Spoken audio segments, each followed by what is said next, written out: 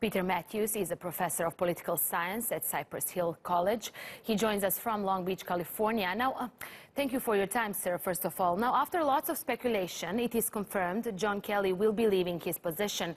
Trump says he can't describe his departure as retirement. So, has he been fired?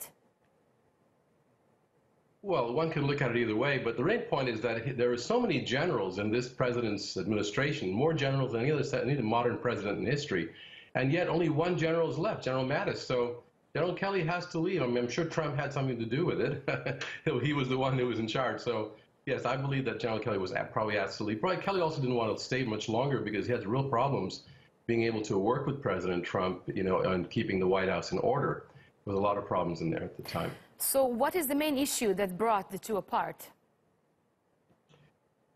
Differences in, well, first of all, President Trump brought in Kelly a year and a half ago in July 2017 in order to bring stability in the White House, to keep only people seeing the president, to allow only certain people to see the president for appointments and for discussion. And yet President Trump was used to a much more freewheeling type of atmosphere, having people walking into his office and leaving and new people coming in, outside people coming in. Kelly tried to bring some sort of organization and order, and Trump thought this would work better, and he needed it. A lot of people thought he needed it, and yet Trump didn't seem to like that kind of organization. And furthermore, they had differences in personality.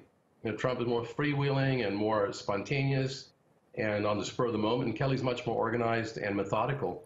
So that was also a problem there, and I believe there was some policy differences as well on certain key issues that came up. Now, who is likely to replace John Kelly? Now, he will become Trump's third chief of staff. It's amazing. Third chief of staff in less than in 2 years.